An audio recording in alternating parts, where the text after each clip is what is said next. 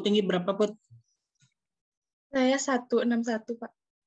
Oh, tapi kecil ya. Biasanya taekwondo tinggi-tinggi. Iya, tapi kan kalau itu tergantung berat badan. Bentar. Emang berat badan kamu berapa? Saya sekarang 50. 161, 50. Bagus juga. Biasanya ya saya lihat badannya tinggi-tinggi. Nafis nggak ikut taekwondo. Nafis berapa tinggi badan, Nafis?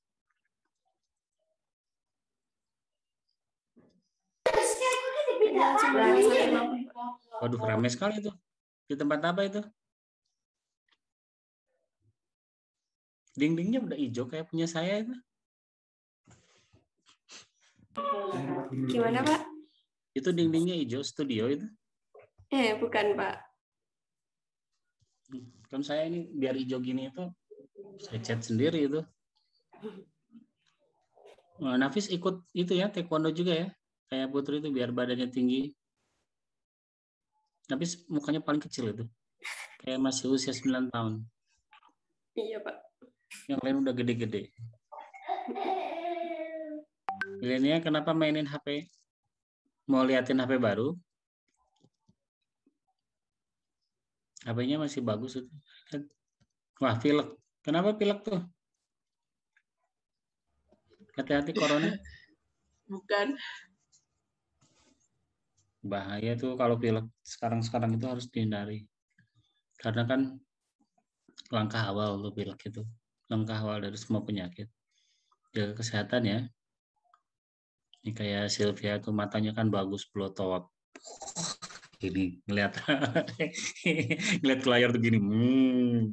Siapa berani gitu mukanya. Bagus lah harus belotot kayak gitu. Itu tandanya sehat. Saya dari tadi tuh ngeliat Sylvia, serasa ngeliat siapa gitu. Saya inget sekarang tuh. Saya baru baru ketemu tadi. Dari pagi kan, saya ngeluarin kelinci saya tuh. Yang kelinci yang raksasa itu yang dua, matanya kayak Sylvia gini. Gitu.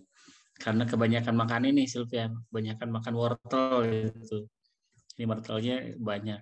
Jadi kalau matanya yang kecil-kecil, lain kalau pengen matanya bagus kayak Sylvia banyak makan wortel. Siapa tahu beneran ya, jadi kelinci. Asal jangan jadi berbulu aja. Ya, siapa lagi nih? Nah, ini kenapa matiin kamera ini? Takut? Nah, itu nyalain kamera. Yang nggak nyalain kamera itu biasanya buronan. Takut ketahuan polisi. Nah, kan Salwa langsung nyalain. Itu daripada disebut buronan, nyalain. Torik, ini Bapak Torik, Pak Ustadz, nggak nyalain kamera, Pak Ustadz. Pak Fadil juga ini nggak nyalain kamera. Kita berapa orang sini? 1, 2, 3, 4. 4 kali 4, 16. Sempat, tidak sempat, atau harus dibalas. Rese. Fadil kenapa ini? Suaranya nggak masuk juga tadi. Torik bangun kah ini? Nggak ngomong.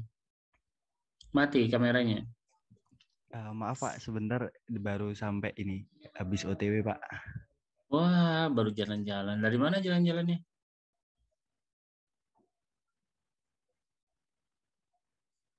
Wah, nggak jauh lah. Baru keluar dari rumah Pak ini tadi. Mau jalan-jalan dulu, mau kuliah dulu? Bukan jalan-jalan kok Pak. Udah sampai ini Pak. Oke. Jalan-jalan nggak apa-apa, bagus. Artinya banyak duit. Orang yang nggak jalan-jalan kan nggak punya duit. Kan harus dinikmati.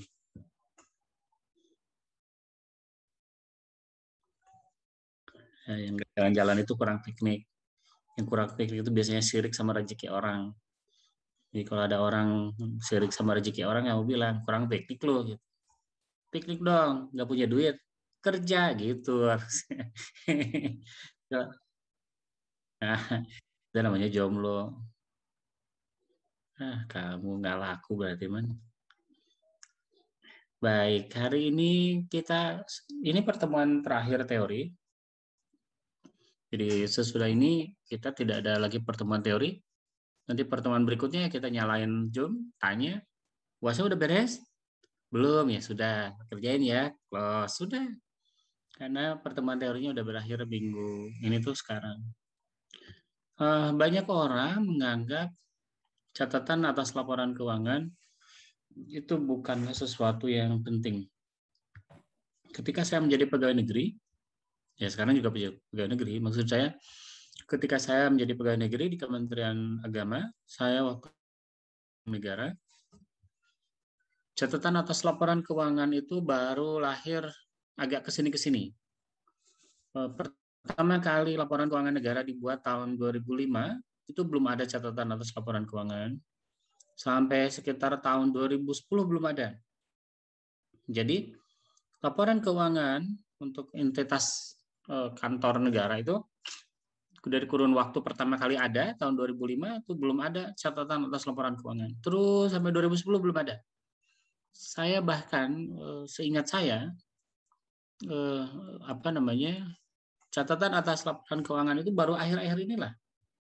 Kalau nggak salah ketika pertama kali Restra mulai ada. Jadi perkiraan saya itu sekitar tahun 2013, 2014. Jadi nggak lazim dulu itu pengelola keuangan negara membuat catatan atas laporan keuangan. Dan ketika ada pun mulai ada kemudian orang pada mulai aktif membuat tuh tahun 2015 itu. Kita membuatnya nggak terlalu serius-serius amat. Jadi hampir semua lembaga pemerintah membuat catatan atas laporan keuangan itu ya hanya formalitas saja. Makanya kemudian hampir semua itu rata-rata kopas sampai hari ini. Jadi catatan atas laporan keuangan negara pada kantor pemerintah itu rata-rata kopas. Nah yang kemarin ada di Kementerian Agama, berapa orang? Coba acungin tangannya. Saya, Pak. Jangan ada teknologi, raise your hand with your software, bukan pakai tangan beneran. Ini Salwa benar tuh ngangkat tangannya. Irfan mulai bener. Tadi Irfan gini juga perasaan. Oke, Salwa sama tadi ada satu orang lagi siapa? Oh ya Lutfi, Sylvia, 4 orang yang di Kementerian Agama. Oke, Salwa, Kementerian Agamanya di mana? Di Kabupaten Sleman, Pak. Oke, di Kabupaten Sleman. Di Kabupaten Sleman ngapain aja itu? Baca laporan keuangan nggak? Iya, ada catatan atas laporan keuangan juga. Gimana bunyinya? Ingat nggak isinya? Paragraf pertama itu apa kira-kira? Lupa. Wah, lupa. Tapi pernah baca? Iya, baca. Cuman kayak hampir ya seperti Bapak yang bilang tadi kayak kopas gitu, Pak.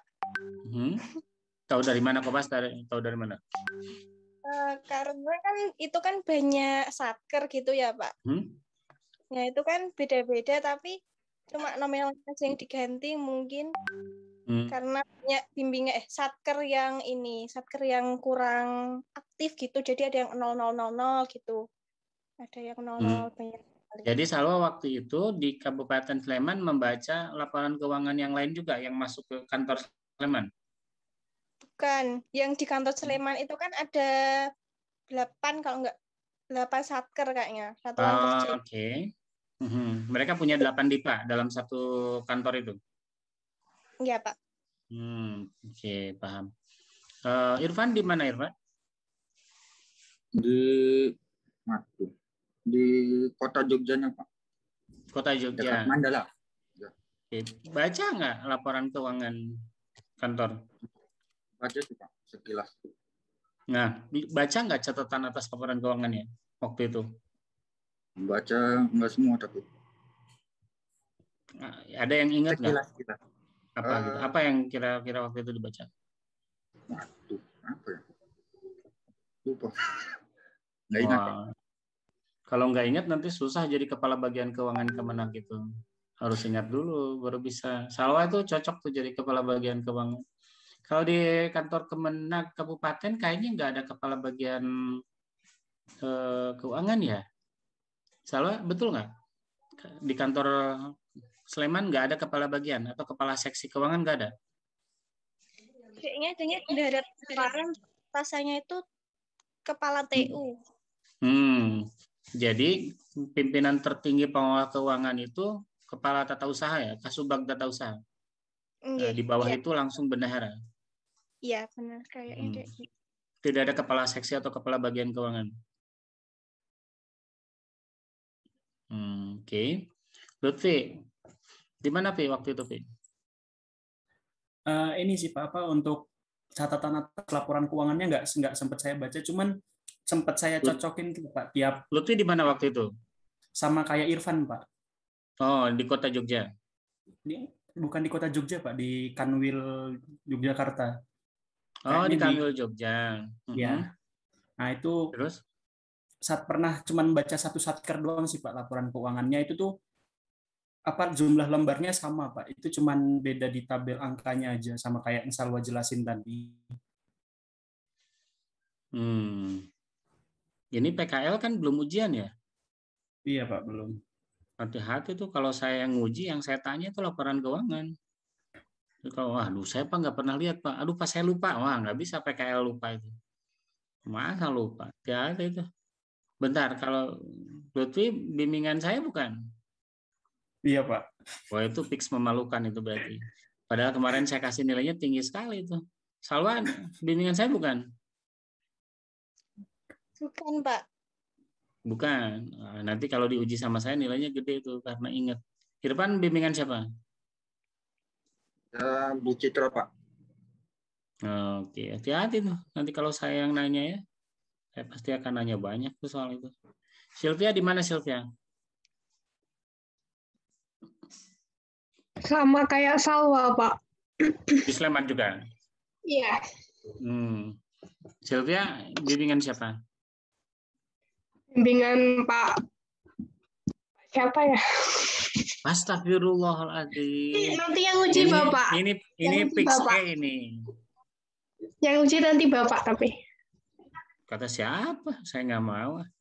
Masa yang diujinya? Anak yang diujinya siapa pembimbing? Kan pertanyaan pertama saya akan gitu tuh. Berarti sekarang pertanyaan siapa pembimbing kamu? Wah saya nggak tahu Pak. Siapa ya? Nah, yang gitu itu. Siapa pembimbingnya jadi siapa? Sebentar Pak, saya lupa Pak. Tak ingat-ingat dulu.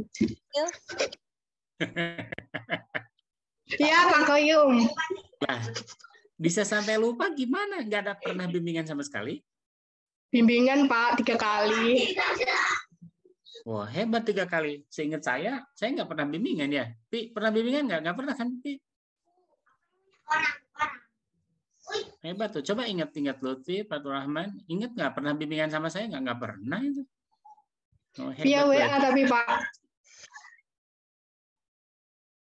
Saya enggak. Pak ini Pak saya sudah di tempat PKL. Oh bagus. Udah gitu aja. Jangan malu-maluin ya. Gitu ngomong gitu pun saya seingat saya enggak juga. Berarti hebat Pak Koyum tuh. Sampai bimbingan 3 kali tuh. Keren. Tapi yang saya bingung sampai mahasiswanya lupa tuh yang aneh itu. Nggak bisa gitu. Sylvia, kamu waktu itu apa kesan kamu terhadap catatan atas laporan keuangan di Sleman? Ada 8 satker dari nomor 30 sampai 37. Banyak banget Pak isi catatan atas laporan keuangan. Dari profil, visi misi, terus habis itu ada pendekatan penyusunan laporan keuangan, ada dasar pengukuran, kebijakan akuntansi, terus habis itu penjelasan soal belanja dan kawan-kawannya, Pak. Masa? Iya, Pak. Oh, ya. Seingat saya gitu. Nanti saya minta kepala Kemenagnya cek ya, benar nggak isi catatan atas laporan keuangan? Iya, soalnya kemarin saya sempat disuruh neliti soal laporan keuangan yang tahun 2020. Oke, kita cek ya. Kepala Kemenagnya kan teman saya. Coba Sylvia, siapa nama kepala kantor Kemenagnya? Nggak hafal, Pak. Kacau. Nanti kalau ujian tuh pertanyaan kedua saya sudah. Siapa pembimbing PKL Anda? Nah, pertanyaan kedua, siapa nama kepala kantor tempat Anda berpraktek? Nah, Kalau nggak salah Pak Syakban, bukan sih Pak Syakban Nurroni. Wow. Udah, kita Kepala terus. Putri. Kemenag. Kalau Putri berarti nggak di Kemenag.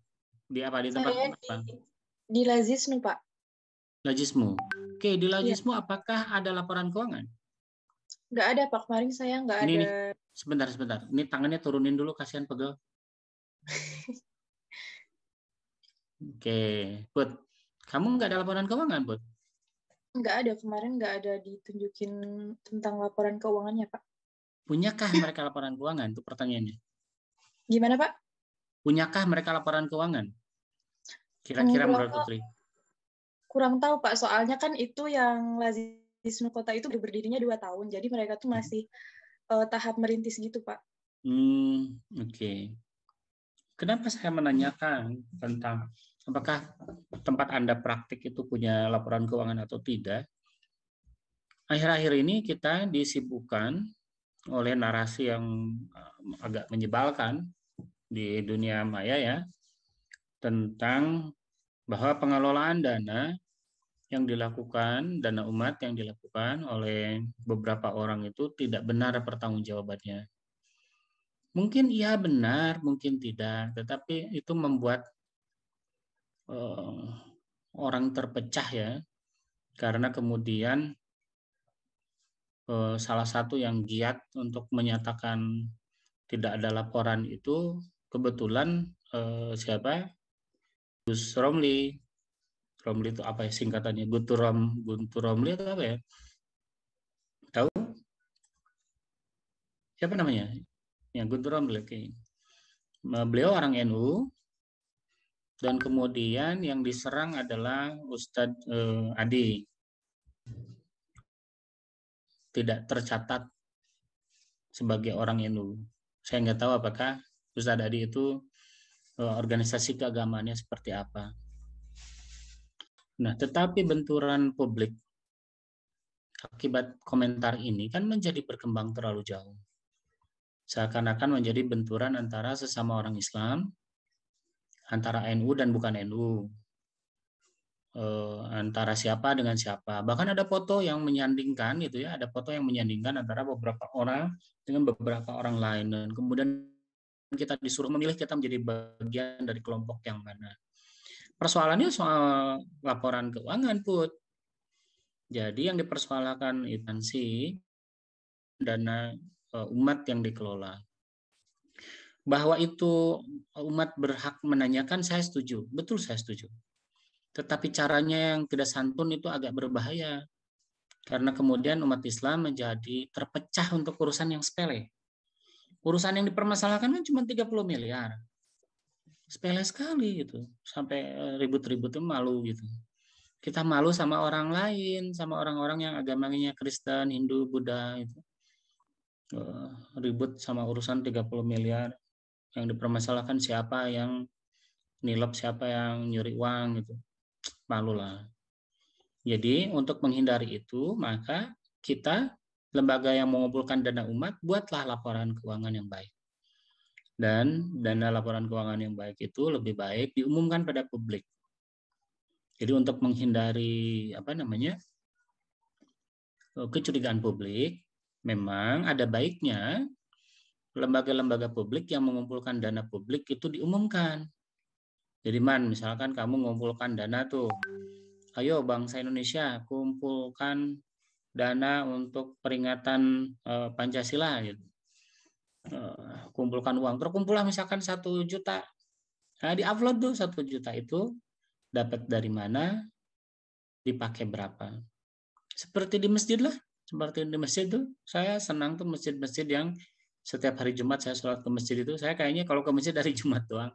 Nah, kalau ke masjid itu kan ada tuh tulisannya tuh, uang kenceleng Jumat berapa, itu dipakai untuk apa. Nah, memang bagusnya begitu, untuk menghindari kecurigaan. Tapi kalau ada masjid yang tidak menuliskan itu, tidak kemudian untuk Anda juga ngorek-ngorek. Nggak penting. Kalau misalkan Anda ikut nyumbang, boleh. Kamu ke masjid Win ya. Kamu ke masjid Win Sunan Kalijaga. Anda nggak di papan pengumuman mana yang menuliskan berapa uang yang mereka terima? Ada nggak, Man? Sebelah mana?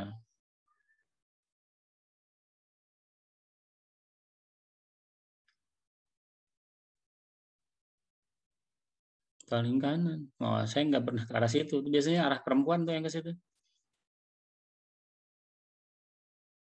Karena saya laki-laki, saya nggak ke situ. Berarti benar ya. Nah, jadi apa namanya? Itu kan menimbulkan kecurigaan publik itu. Terus saya nanya-nanya, nggak boleh. Kecuali saya memang suka ngasih. Lah ngasih enggak. Ributnya iya, duitnya duit siapa, ributnya siapa. Itu yang nggak boleh dihindari ya. Jadi cara terbaik adalah susunlah laporan keuangan. Jadi apa yang diributkan oleh Romli, mungkinkah? Mungkin ada tindak korupsi, mungkin. Tetapi jangan ribut-ribut di luar gitu, malu didengar orang. Ya kalau mau ribut-ribut ya di dalam aja. Misalkan kamu nggak percaya sama pengelolaan keuangan Masjid UIN, nggak perlu ribut-ribut. Datang aja ke Profesor siapa namanya itu, Robert ya. Profesor Robert kan kepala masjid kita itu? Iya Pak, Ustadz Robert. Oke, tanya Prof.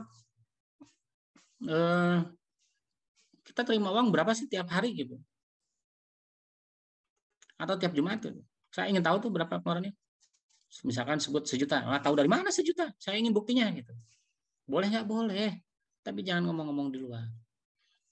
Sekali lagi ya, saya ingatkan pada saudara sekalian, karena Anda orang manajemen keuangan, kelak akan mengelola uang di perusahaan, di lembaga negara, di lembaga sosial. Untuk menghindari kesalahpahaman publik, buatlah laporannya. Jika kemudian Anda mengeluarkan uang, kalau menerima uang itu relatif nggak terlalu jadi masalah. Mengeluarkan uang, ketika mengeluarkan uang lengkapi datanya, kwitansinya, kemudian bukti transfer dan seterusnya. Dan ketika ada orang bertanya ya perlihatkan. Apa susahnya? Gitu ya. Tapi jangan jadi bagian yang suka meributkan. Nah, tetapi tidak semua orang paham cara baca laporan keuangan. Misalkan Salwa kemarin lihat kan laporan keuangan Kementerian Agama yang Sleman itu? Ya Pak, lihat. Paham nggak? Pahamnya belum paham Pak. Nah itu kalau, kan ya kira-kira yang Salwa lihat yang mana itu? Yang tahunan kah? Yang semester? Yang tahunan. Oke, tahunan. Oke. Apa bagian yang kira-kira nggak paham oleh Salwa itu? Ya kalau emang di laporan keuangan Kemenakan hampir sama gitu bentuknya Pak. Jadi ya udah kayak tabel terus dijelasin gitu. Nah, ciri khas yang di laporan keuangan kementerian, lembaga, pemerintah daerah itu tidak ada catatan kaki, betul nggak, Salwa? Iya Pak. Oke, jadi ciri khasnya tidak ada catatan kaki. Akibatnya banyak orang yang sebetulnya tidak paham isinya apa. Parahnya lagi, pada catatan atas laporan keuangannya juga tidak menjelaskan sangat detail gitu. Misalkan begini, ya kenapa catatan itu penting? Misalkan di Sleman itu secara umum ada, saya nggak tahu di Sleman ada berapa madrasah, Salwa? 2 sepertinya Pak. Ya, apa tuh nama madrasahnya? Madrasah yang sanawiyah. Iya nggak sih? Madrasah MTS-nya cuma 1 negeri. Gimana? MTS negerinya cuma 1 di situ, di Sleman. Enggak, maksudnya satuan kerjanya Pak. Kirain. MTS negeri ada berapa kira-kira di situ? Kurang tahu Pak kalau itu datanya. Banyak. Taruhlah misalkan begini ya, Salwa ya. Taruhlah di Sleman itu ada 1 madrasah negeri, madrasah aliyah misalkan. Dicatatkan itu dia punya tanah dan bangunan itu sebesar 2,5 miliar pada tahun sebelumnya. Nah, tiba-tiba pada tahun ini dicatatkan bahwa tanah dan bangunan dia itu menjadi 2,4 miliar. Sebagai pembaca awam, kira-kira nih, Torik, apa yang ada dalam pikiran Torik? Asalnya tanah dan bangunannya 2,5 miliar, sekarang 2,4 miliar pada tahun sekarang. Kira-kira apa yang ada dalam bayangan Torik membaca laporan keuangan itu? Torik? Iya Pak. Apa kira-kira bayangannya?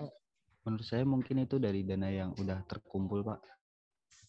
No, dengerin kalimatnya. Di dalam catatan laporan keuangan tahun sebelumnya ditulis aset tanah dan bangunan itu nilainya 2,5 miliar tahun lalu. Tahun ini tanah dan bangunan nilainya 2,4 miliar. Nah, Tori ketika membaca laporan keuangan itu apa yang ada dalam bayangan Tori?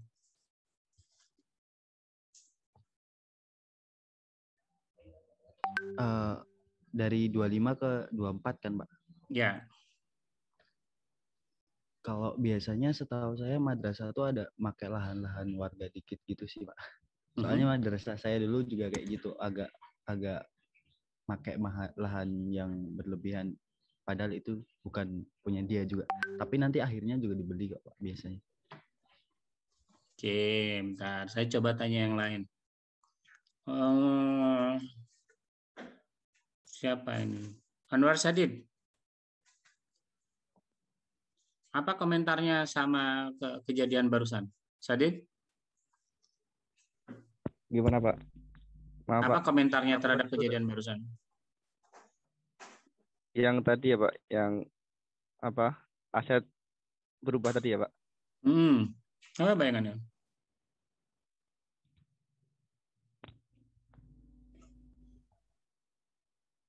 Mungkin penyusutan aset Pak. Oke, jadi mungkin ada depresiasi atau penyusutan aset. Tetapi jika yang membacanya orang awam, orang yang nggak ngerti apa itu penyusutan, bayangannya apa? Mereka ingatnya Kementerian Agama itu adalah kementerian yang korup. Orang-orangnya korup, sering ditangkap polisi, sering dinyatakan koruptor, menteri-menterinya paling sering jadi koruptor. Benar nggak? Coba diingat-ingat, Menteri Agama yang jadi koruptor berapa orang? Banyak itu. Menteri terbanyak yang ditangkap sejak Republik berdiri karena korupsi itu Menteri Agama. Dan mungkin pegawai negeri terbanyak yang ditangkap karena korupsi juga Kementerian Agama. Saya nggak tahu persis sih, tetapi mungkin saja, mungkin juga yang lain gitu. Tetapi ketika orang melihat angka dari 2,5 menjadi 2,4, bayangan di kepala orang tuh, oh pasti tuh ada tanahnya yang dijual tuh senilai 100 juta gitu. Itulah kenapa penting untuk membuat catatan atas laporan keuangan. Jadi kita harus mencatat, memberikan penjelasan kenapa ini turun 100 juta gitu. Kalau enggak orang salah paham. Persis seperti misalkan cerita yang Ustadz Adi tadi. Dapat uang 30 miliar, yang disalurkan itu 14, sekian miliar. Sisanya kemana? Orang nanya begitu kan? Ya, karena nggak ada penjelasan, orang nggak paham. Nah, itu harusnya ketika kita mengumumkan sesuatu dan ada selisih, maka jelaskan. Biar orang kemudian tidak menjadi salah paham. Karena untuk orang yang senang sekali menjelek-jelekan Islam, itu senang sekali tuh jadi alasan. Oh ini nih Sleman nih, turun 100 juta, ini pasti orang Kementerian Agama itu tukang koruptor. Itu. Padahal di mana-mana pegawai Kementerian Agama itu rata-rata dikuasai oleh Muslim. Jadi buruknya Kementerian Agama itu buruknya Muslim. Nah, orang lagi seneng-senengnya menjelek-jelekan orang Islam. Jadi untuk menghindari itu buat penjelasan.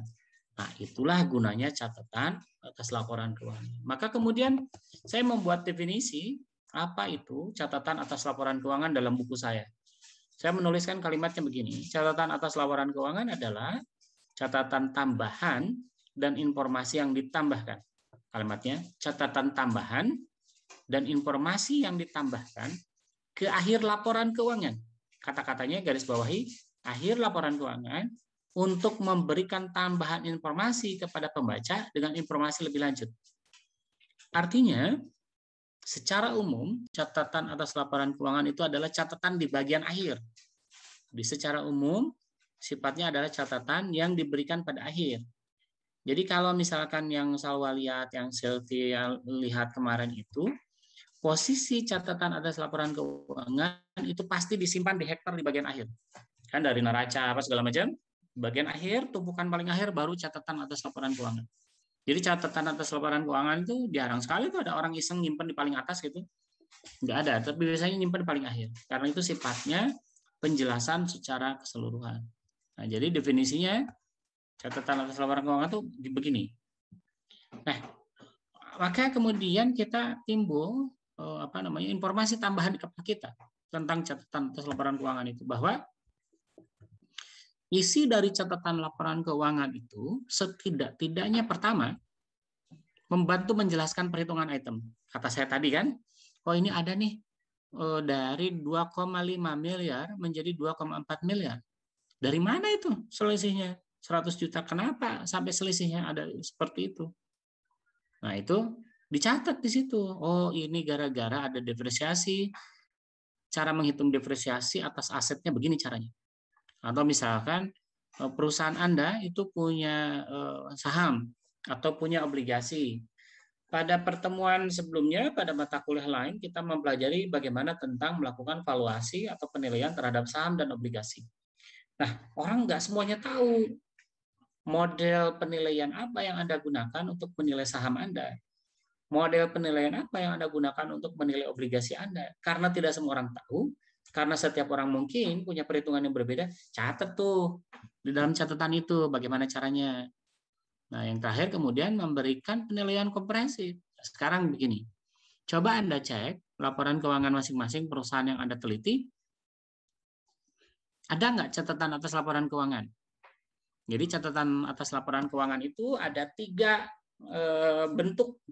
Nah, coba sekarang buka masing-masing laporan keuangan Anda masing-masing. Adakah catatan atas laporan keuangan? Kalau ada, coba jelaskan ke saya apa yang Anda lihat. Ayo, mulai dibuka.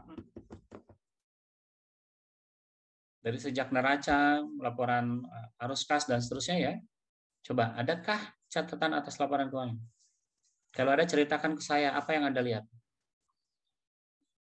Ayo, Pak. Eva, ada nggak, Eva? Udah nemu belum? Oke, coba cari dulu.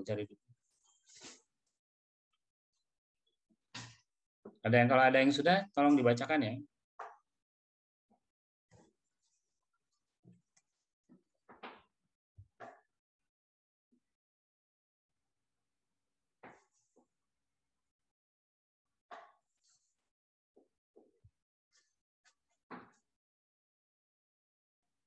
Halim, nemu nggak catatannya kayak gimana?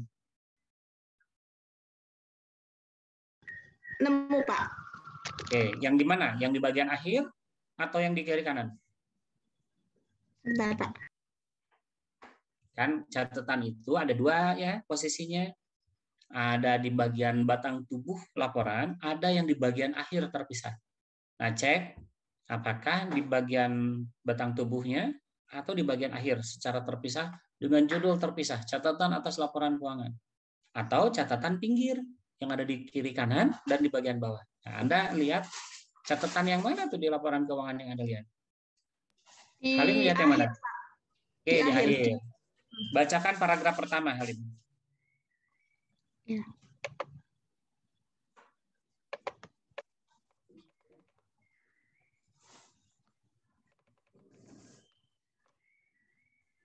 Bentar.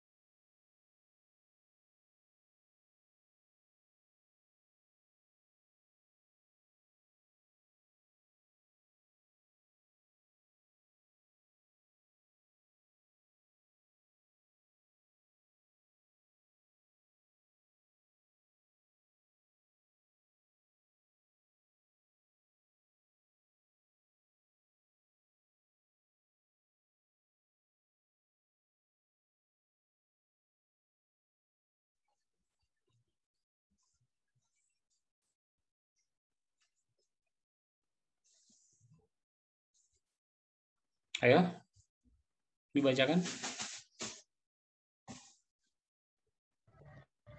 Ini Pak, catatan atas laporan keuangan di bagian pertama, bagian 1 itu umum, terus poin A itu pendirian perusahaan. Oke. Jadi yang contoh Halim, bagian pertama dari catatan atas laporan keuangan pertama, yang Halim itu adanya posisinya di bagian akhir, betul? Iya Pak, betul di akhir. Oke. Kemudian yang dijelaskan pertama kali sifatnya umum, tentang pendirian perusahaan, nama perusahaan, dan seterusnya, betul? Iya, betul Pak. Oke, sekarang coba yang lain, cari adakah catatan lain yang disimpannya bukan di bagian itu, tetapi di bagian kiri, kanan, atau bawah pada batang tubuh laporan keuangan. Ada nggak?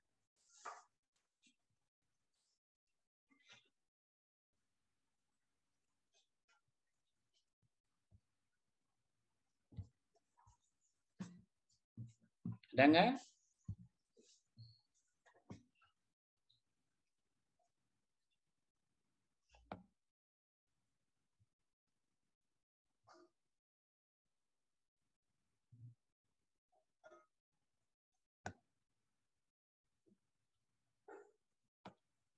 Lutfi, lagi baca nggak laporan keuangan? Yo, di laporan keuangan kamu ada nggak Iya, catatan Pak. yang posisinya di kanan kiri laporan keuangan? Nggak ada, Pak. Sama kayak Halim, Pak. Nah, hanya di bagian akhir aja? Iya. Oke, coba yang lain ada nggak contoh yang saya ingin ada yang satu orang yang nemu di bagian kanan kiri dan bawah dari laporan keuangan?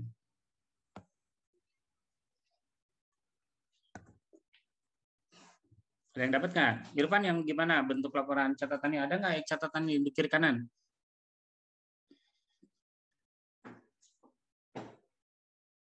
Eva dapat ya Pak?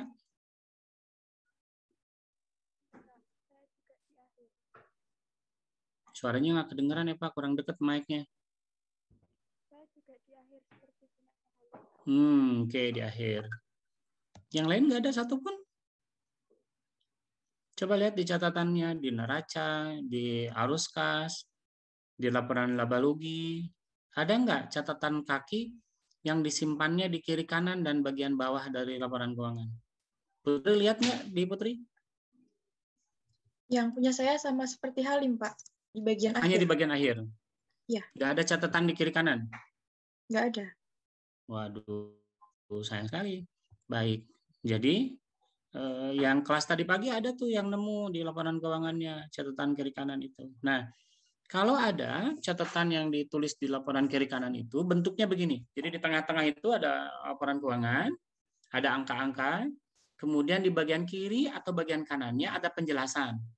Biasanya penjelasannya ada dua. Penjelasan pertama definisi, misalkan di situ ditulis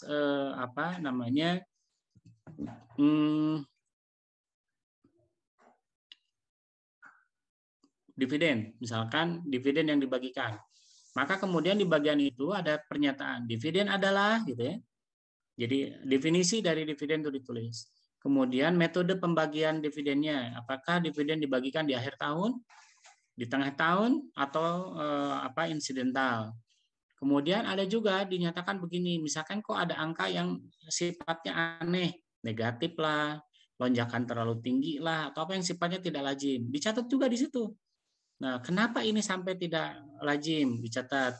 Jadi tulisannya pas di kiri atau di kanan atau di bagian bawah. Jadi catatannya itu berupa catatan kaki. Nanti kalau Anda cek betul lagi laporan keuangan, biasanya beberapa laporan keuangan itu mencantumkan itu. Nah, jadi kalau begitu informasi itu ada dua ya.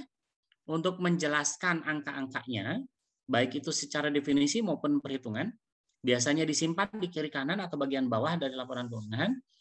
Dan kadang-kadang itu juga mencatatkan penyimpangan. Ini kok nggak lazim ini gitu. Nah, dicatatkan juga. Nah, catatan kaki pada laporan keuangan itu seperti itu. Dan itu adalah bagian tak terpisahkan dari catatan atas laporan keuangan.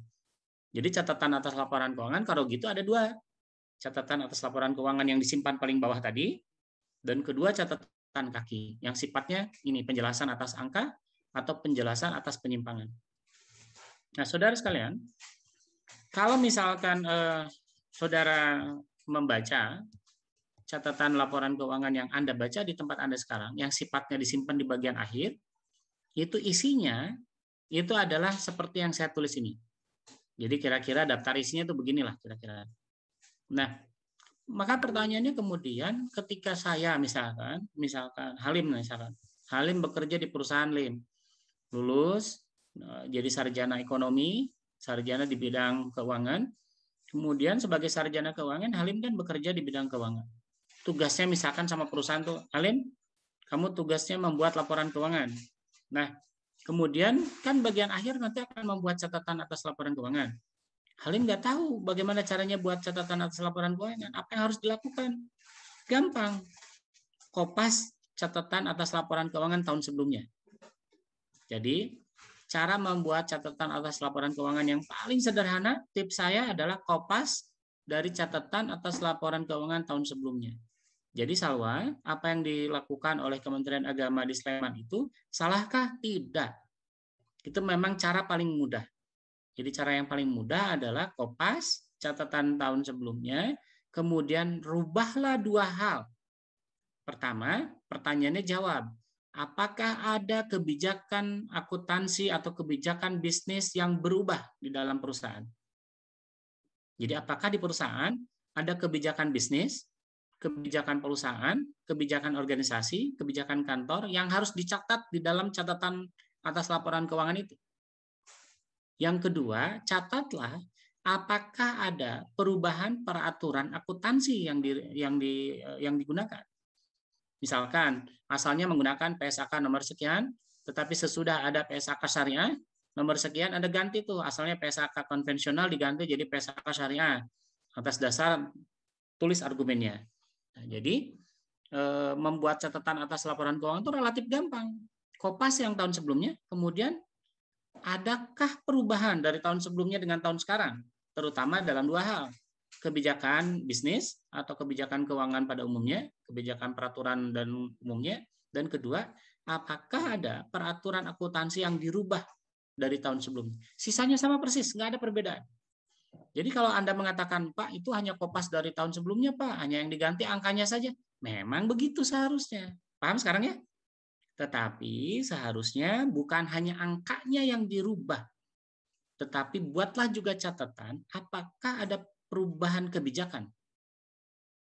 Jadi kalau ada perubahan kebijakan, catat juga di situ. Misalkan atas dasar peraturan Menteri Agama nomor sekian, atas dasar keputusan Menteri Agama nomor sekian, atas dasar peraturan nomor sekian, dan seterusnya.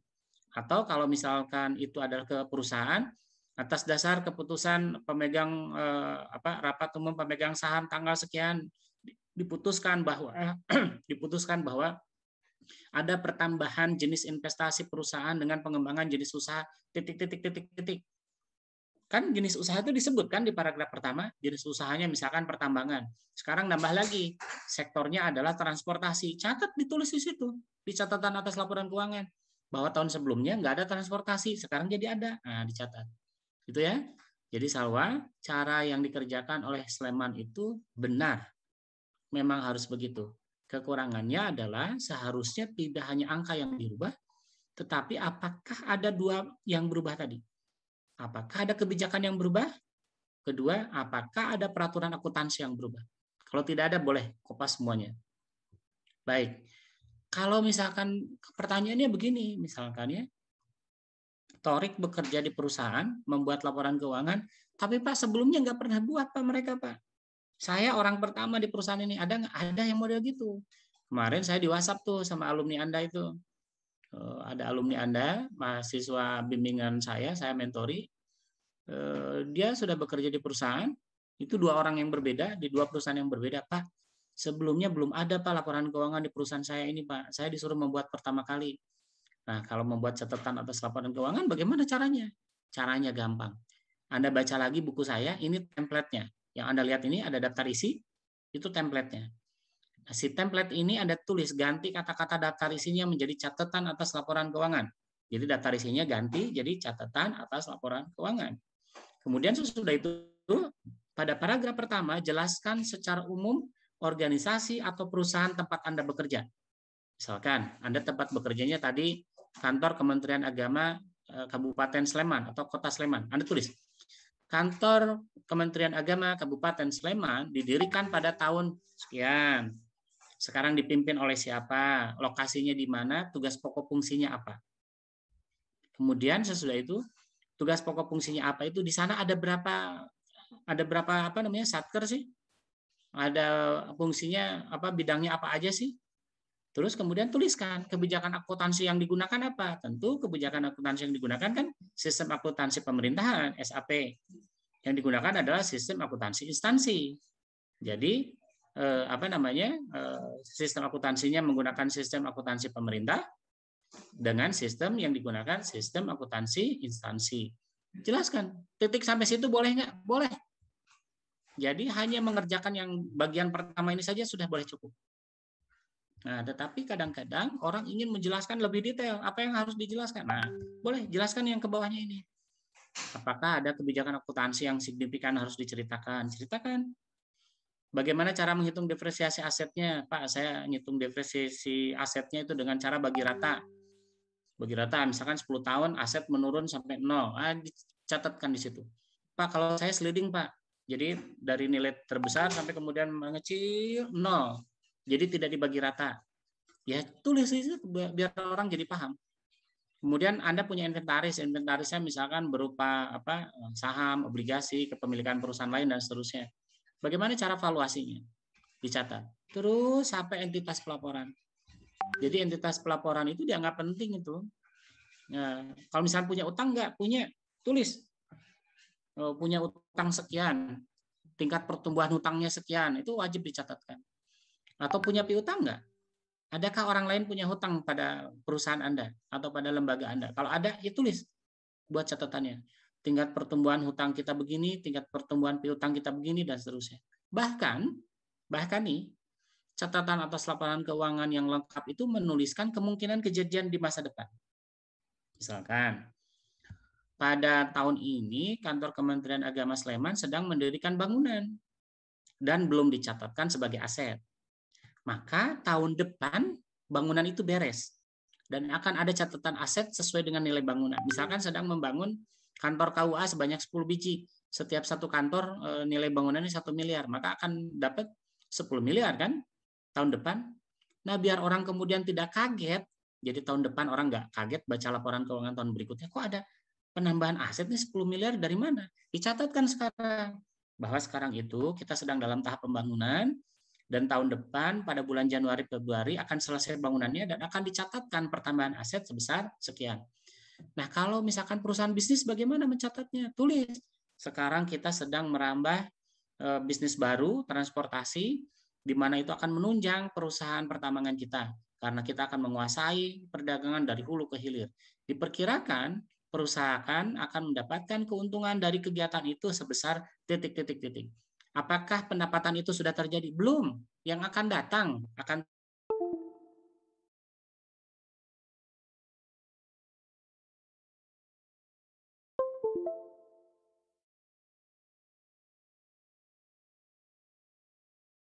lengkap-lengkapnya sampai seperti yang tadi.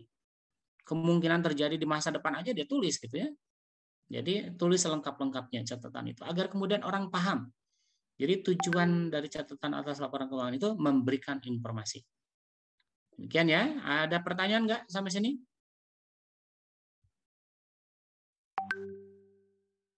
Ada pertanyaan? Baik, ya jadi simpelnya nih, simpelnya. Neni, coba Neni nyalakan kameranya, Nen. Neni. Neni main yuk. Nen. Tidur kayaknya, ketiduran ya. Disangkanya saya ngedongeng gitu.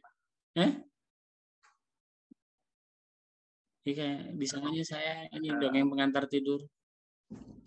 Saya udah ngomong berapi-api ini sampai keringetan. Tidur kayaknya. Ini suara saya merdu gitu ya? Ah, ini aja yang nyalain kamera. Hoirul Arifah. Saya mau tanya ini. Hoirul Arifah, nama panggilannya apa? Saya manggilnya. Hoirul boleh, Pak. Hoirul. Karena Hoirul jarang nyalain kamera, jadi saya jarang nyebut namanya. Makanya sering nyalain. Dosen itu biasanya kalau kenal mahasiswanya pasti A. Nggak kenal, nggak A.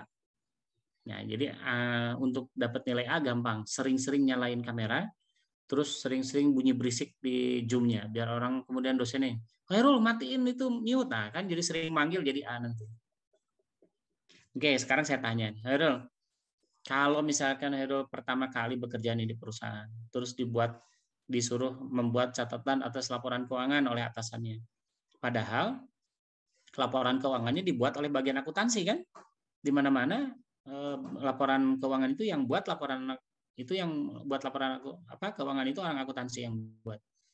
Nah, Anda kan bukan orang di bagian akuntansi, Anda di bagian misalkan sekretariat, di bagian apalah kira-kira ya, di bagian strategik bisnis perusahaan, disuruh membuat catatan atas laporan keuangan.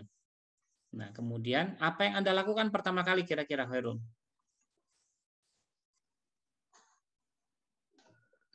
Buat itu, Pak, tentang profil organisasi tempat bekerjanya. Oke. Kalau Aziza, kira-kira Aziza apa yang dilakukan pertama kali kalau dapat tugas seperti itu? Jadi Aziza bukan bekerja di bagian akuntansi, tapi misalkan di bagian keuangan, atau di bagian sekretariat, atau di bagian manapun lah di luar akuntansi. Terus tiba-tiba atasannya bilang, Aziza buatkan catatan atas laporan keuangan. Nah, kira-kira apa yang pertama kali Aziza lakukan? Mungkin melihat laporan keuangan tahun lalu, Pak. Oke. Kenapa kira-kira Aziza? Karena kalau misalnya udah ada catatan atas laporan keuangannya, kita tinggal kopas. Oke, sekarang saya tanya nih, Aziza ya. Saya akan menggunakan logika Aziza untuk pertanyaan yang lain. Febrian Yena, nama panggilannya apa? Febrian Yena atau Remalia atau Lia? Febri, Pak. Febri. Oke, Febri. Sekarang saya mau tanya. Febri, pernah lihat, biar agak keren dikit ya. Febri pernah lihat mobil saya yang baru nggak? Ini belum, Pak. Hah? Pernah lihat nggak? Belum pernah? Wah, Cooper berarti. Harus sering lihat. Nah, sekarang Febrian disuruh oleh Fatur Rahman membuat catatan. Komentari mobil saya yang baru. Kira-kira apa yang Febrian lakukan pertama kali?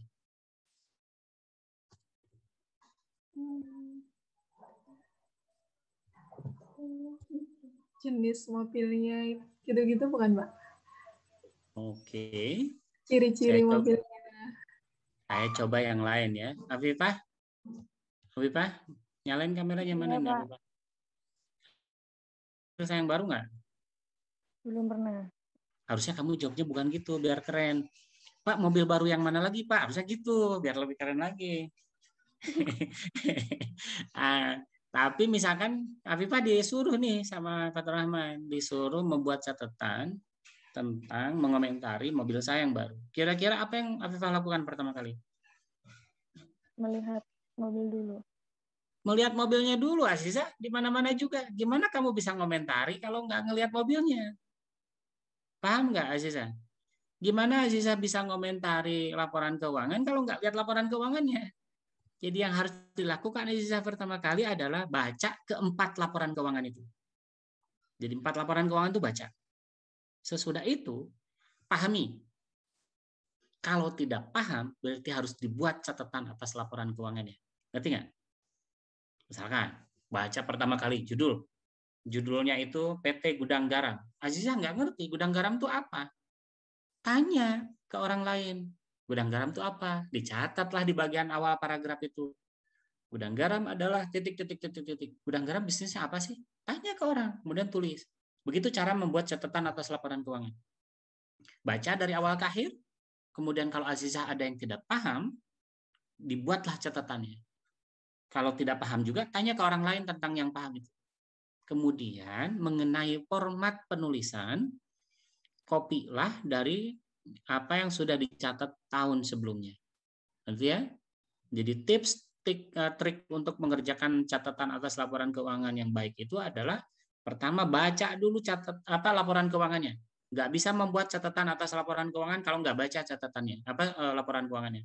Sesudah itu pahami bagian-bagian yang umum yang tidak paham, bagian khusus yang tidak paham, kemudian dibuatkan catatannya. Wah, saya tidak tahu Pak, harus bagaimana cara mencatatnya? Cara mencatatnya adalah dengan cara melihat catatan atas laporan keuangan tahun sebelumnya. Paham ya Aziza? Bisa Aziza kira-kira kalau nanti tiba-tiba ada teman saya nyari pegawai baru, minta di bagian keuangan, oh ini saya punya mahasiswa nih, mahasiswa saya pinter, namanya Aziza Musyarifah, orangnya serius, nggak suka senyum gitu. Oh boleh, nah, saya butuh yang seperti itu misalnya. Kalau Aziza kan gini gaya. jangan terlalu serius. Saya takut melihat perempuan serius itu. Yang terlalu serius ya Aziza ya, santai. Yang terlalu serius itu biasanya kalau kemudian menemui ketidakseriusan, dia amit-amit nggak jadi ngomongnya. Biasanya stres kalau misalkan itu. Jangan ya, santai aja. Mahasiswa remaja itu harus santai, harus ceria. Kalau remaja nggak ceria itu biasanya cepet stres. Santai aja. Oke, jadi kalau Anda bekerja di bidang keuangan, kemudian diminta membuat laporan keuangan, catatan atas laporan keuangan, baca dulu laporan keuangan yang 4 itu. Sesudah paham, ada yang tidak paham. Yang tidak pahamnya itulah yang kita buat catatan. Formatnya kopas dari yang tahun lalu. Pertanyaannya kemudian begini. Kan misalkan Nafis. Nah, misalkan begini. Kan tadi formatnya kita boleh ngelihat nih dari yang tahun lalu. Nah, kalau tahun lalu belum ada formatnya gimana Nafis? Kira-kira apa yang Nafis lakukan? Itu Pak, kita mulai dari yang umum dulu. Kita menjelaskan yang umum dulu, kemudian baru menambahkan yang akan kita catatkan Pak. Gitu. Jadi Nafis, kalau kapan-kapan Nafis di perusahaan baru sama sekali tidak ada catatan atas laporan keuangan tahun sebelumnya, berarti tidak ada model yang bisa dikopas, maka pertama bisa kopas dari perusahaan yang sejenis, perusahaan yang mirip-mirip, tinggal yang beda-bedanya diganti. Atau yang kedua, baca ini yang daftaris ini kata saya tadi ya, si daftaris ini tulis diganti judulnya menjadi catatan atas laporan keuangan, kemudian jawablah semua ini. Catatan paling awal sampai entitas ini jawab. Kegiatan umumnya apa, bisnisnya apa, kebijakannya apa, terus satu-satu dijawab. Nah, itulah sudah selesai. Jadi catatan atas laporan keuangan. Di bagian akhir ditandatangan oleh pembuat catatan atas laporan keuangan dan penanggung jawab laporan keuangan. Biasanya di dalam catatan atas laporan keuangan itu ditandatangan oleh 2 orang. Pembuat catatan atas laporan keuangan dan kepala kantor. Beberapa di antara catatan atas laporan keuangan cukup ditandatangan oleh penanggung jawab kantor. Jadi penanggung jawab kantornya misalkan kepala, kalau di Sleman berarti misalkan kepala seksi madrasah itu ditandatangan, udah selesai. Ada juga yang double, misalkan kepala seksinya dianggap pembuat catatan atas laporan keuangan, atasannya adalah kepala kantor. Boleh. Kalau di perusahaan misalkan cukup ditandatangan oleh sekretaris perusahaan. Jadi sekretaris perusahaan itu kan orang paling kuat di perusahaan di bawah direktur. Dia tulis. Atau misalkan yang tanda tangan langsung direkturnya, direktur akuntansi. Atau misalkan langsung direktur utamanya boleh. Terserah yang mana, tetapi biasanya catatan atas laporan keuangan itu harus ada yang menandatangani. Artinya ada pertanggungjawaban siapa yang membuat catatan atas laporan keuangan itu. Gitu ya. Saya sebetulnya berharapnya Anda belajar cara membuat catatan atas laporan keuangan secara real. Sayangnya memang Anda PKL dan magangnya waktunya terlalu pendek. Agak sulit tampaknya. Saya berharap nanti tugas yang Anda kerjakan itu betul-betul menggambarkan kemampuan Anda. Kita akan cek mulai dari minggu depan. Anda sudah sampai mana? Sudah mengerjakan apa UAS-nya? Apa kekurangan yang Anda belum paham? Tolong nanti saya diberikan informasi agar kemudian saya bisa memberikan saran bagaimana agar UAS-nya menjadi nilai baik. Karena semester ini kita nggak ketemu sama sekali. Saya berharap Anda betul-betul belajar dari pengalaman ini agar kemudian nanti ketika Anda bekerja di perusahaan menjadi lebih paham. Sekian ya, saya berharap kita masih bertemu minggu depan. Tetap jaga kesehatan. Semoga ilmu yang kita dapatkan hari ini berkah bagi Anda maupun bagi saya. Terima kasih. Assalamualaikum warahmatullahi wabarakatuh. Waalaikumsalam warahmatullahi wabarakatuh. Ya, saya mau nguji dulu orang lain ini. Nguji. Kasihan.